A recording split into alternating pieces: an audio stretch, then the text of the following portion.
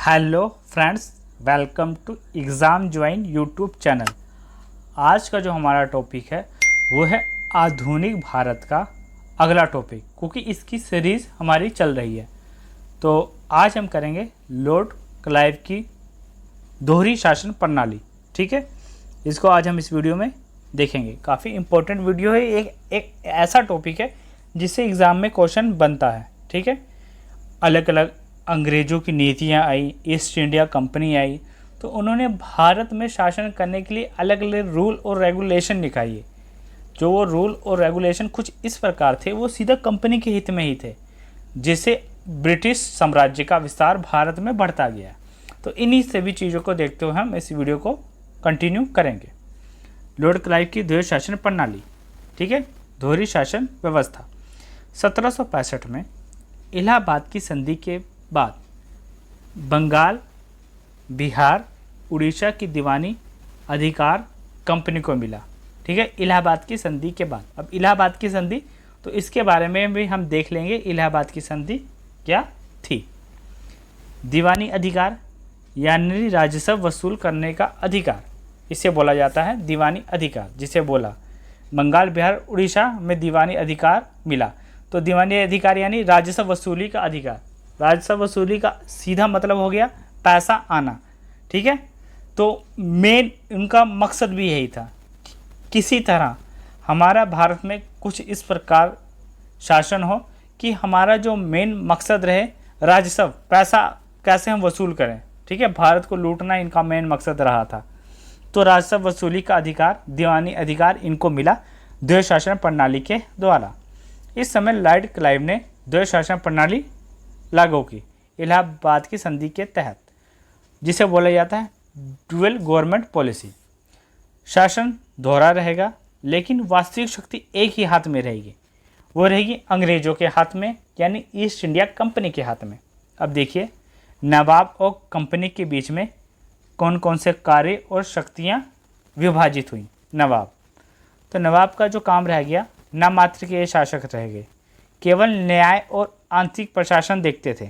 इनका बस ये गद्दी पे बिठा दिए गए, अंग्रेज़ों की और ईस्ट इंडिया कंपनी की एक कठपुतली बनकर ये गद्दी पर बैठ गए। ठीक है, और इनका काम क्या था? प्रशासन को चलाना, न्याय देखना। ठीक है, लॉ, जस्टिस, ये सब देखना। तो इनका ये काम था। और कंपनी का क्या काम था? वास्तविक शक्ति इन्हीं के हाथ में थी।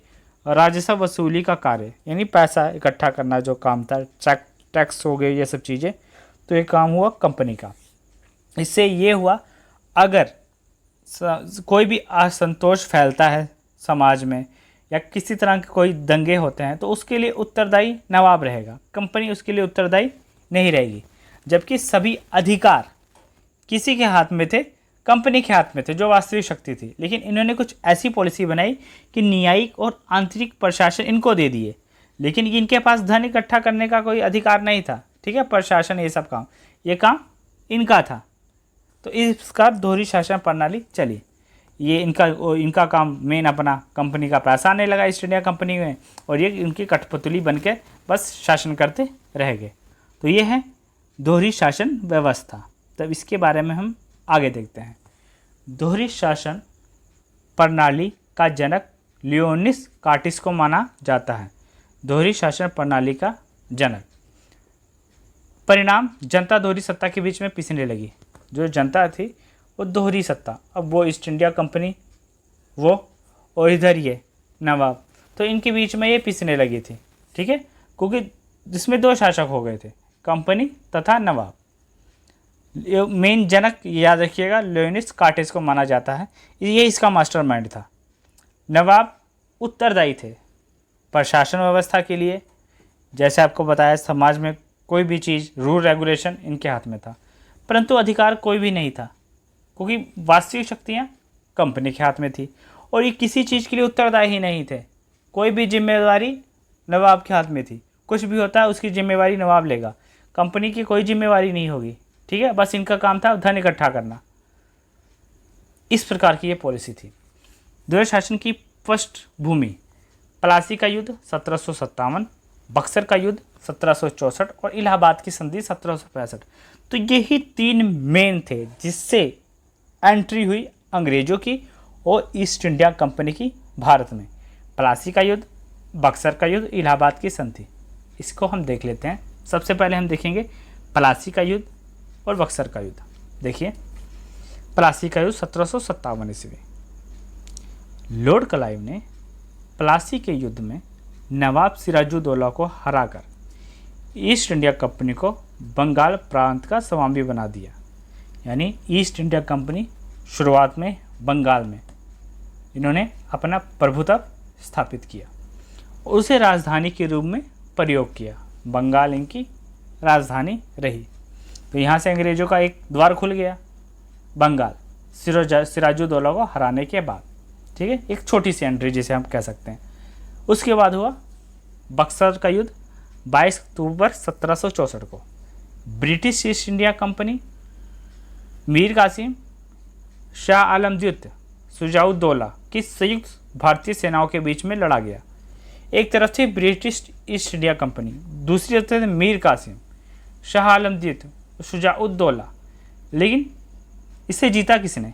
ब्रिटिश ईस्ट इंडिया कंपनी ने। यह युद्ध बक्सर नामक स्थान पर हुआ, जो वर्तमान बिहार में है। इस युद्ध में अंग्रेज विजयी रहे और भारत में ब्रिटिश साम्राज्यवाद की नींव रखी गई पक्की तौर पे। ठीक है, तो ये दो युद्ध थे और इलाहाबाद की संधि थी। बस यहीं से अंग्रेज़ों का शासन अपना स्टार्ट हो गया।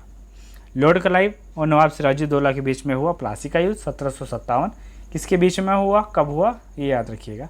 बक्सर का युद्ध हुआ ईस्ट इंडिया कंपनी और मेन मीर कासिम इसका था। उसके बाद शाह आलम द्वितीय और शुजाउद्दौला की संयुक्त सेना के बीच में लड़ा गया था और इसमें भी अंग्रेज विजयी रहे थे। उसके बाद देखिए इलाहाबाद की संधि। इलाहाबाद की प्रथम संधि 12 अगस्त 1765 को मुगल बादशाह शाह आलम द्वितीय और British East India company Robert Clive के बीच में हुई इलाहाबाद की संधि। ठीक है, शाह आलम द्वितीय और रॉबर्ट क्लाइव के बीच में इलाहाबाद की संधि हुई। अब संधि में क्या था? इलाहाबाद की द्वितीय संधि पहले देखिए। ठीक है, प्रथम तो आपको बता ही दिया। इलाहाबाद की द्वितीय संधि हुई 16 अगस्त 1765 को रॉबर्ट क्लाइव और अवध के नवाब शुजाउद्दौला के बीच में। कंपनी द्वारा अवध की सुरक्षा, कंपनी क्या करेगी? अवध की सुरक्षा करेगी, अपनी सेना देगी अवध को और नवाब को इसके बदले में खर्च देना पड़ेगा अंग्रेजी सेना का। फ़ायदा किसका होगा इसमें? फ़ायदा होगा अंग्रेज़ों का। सेना रहेगी अंग्रेज़ों की, वो रहेगी हमेशा राजा के दरबार में, नवाब के दरबार में। कोई भी निर्णय लेते हैं, कुछ भी करते हैं तो एक गुप्तचर का भी वो काम करेगी अंग्रेज़ों के सहायता के लिए। ये यानी वो नवाब के खिलाफ रहेगी। कोई भी षड्यंत्र हो, कुछ भी हो, तो एक गुप्तचर का भी काम करती थी सेनाएं। तो इसमें फ़ायदा कंपनी का ही होता था। नवाब द्वारा हर्जाना, नवाब को कंपनी को 50 लाख रुपए का हर्जाना देना पड़ा। ठीक है, युद्ध जो इन्होंने किए थे उस कारण। ठीक है, जो प्लासी का युद्ध हुआ, बक्सर का युद्ध हुआ, इसलिए देना पड़ा। कर मुक्त व्यापार, कंपनी को अवध में कर मुक्त व्यापार करने की छूट मिली। ठीक है, ये हुआ। वो अवध में एंट्री की और क्या है, हमने कर मुक्त व्यापार करेंगे, टैक्स कोई नहीं देंगे। इलाहाबाद और कड़ा के क्षेत्र नवाब को वापस नहीं दिए गए, ये अंग्रेज़ों के हिस्से में रहे। बनारस और गाजीपुर के क्षेत्र को संरक्षित कर बलवंत सिंह को दिए गए, लेकिन वो अवध के राज्य के अधीन ही माना गया। तो ये कुछ मेन पॉइंट्स थे। द्वैध शासन प्रणाली का ब्रिटिश कंपनी को क्या क्या लाभ हुआ? ड्यूअल पॉलिसी थी, ड्यूअल शासन प्रणाली। देखिए क्या हुआ, ड्यूअल गवर्नमेंट पॉलिसी जिसे इंग्लिश में बोला जाता है। द्वैध शासन प्रणाली से कंपनी का प्रशासकीय कार्यभार अत्यंत कम रहा और बंगाल पर उसका पूर्ण नियंत्रण बना रहा। इनका जो प्रशासकीय कार्यभार था, प्रशासन तो वो कौन देखता था, वो तो बताया ही नवाब देखते थे, काम ही सारा उन्हीं का था। इनका तो बस काम था पैसा इकट्ठा करना, राजस्व वसूल करना और उनको बदले में वेतन ये सब चीज़ें देते थे, ऐसा कुछ था।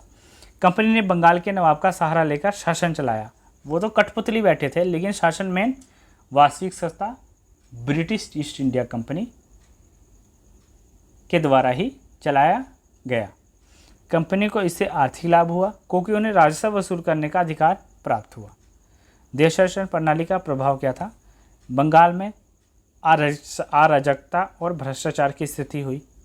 काफ़ी करप्शन हुआ, क्योंकि जब दो सत्ता रहेगी, नवाब भी रहेगा और ये भी रहेंगे, तो उसमें करप्शन होना तय है।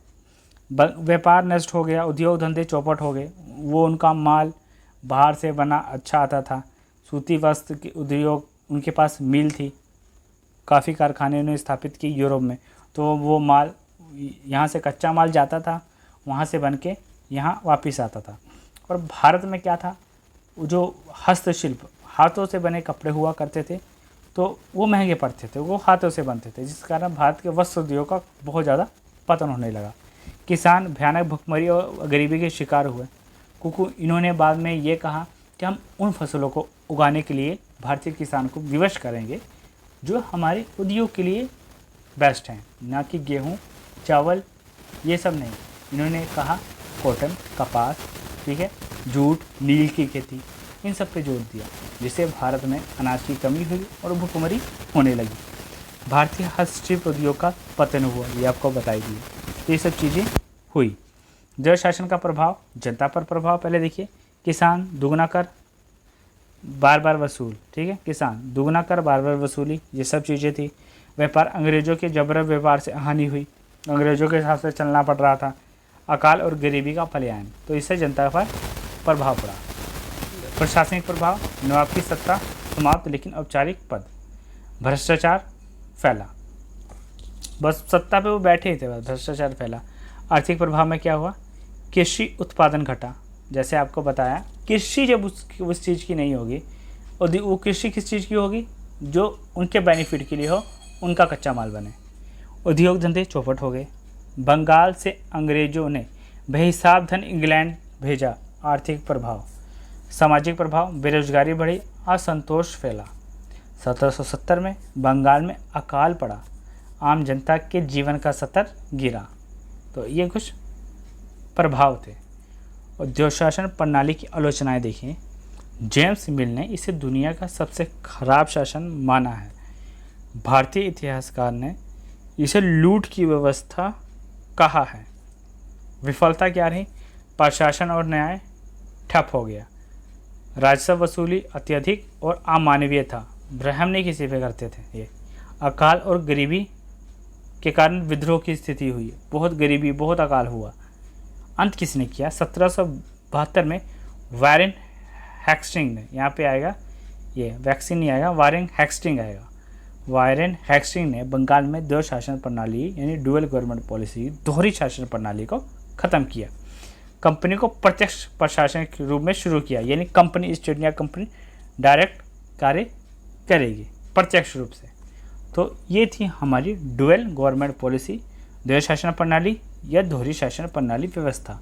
वीडियो कैसी लगी, लाइक शेयर सब्सक्राइब जरूर करिएगा, और काफ़ी इंपॉर्टेंट वीडियो है। किसी भी एग्ज़ाम की तैयारी अगर कर रहे हैं तो हिस्ट्री का छोटा सा पार्ट जरूर करते जाइएगा। मिलते हैं हम अपने नेक्स्ट वीडियो में।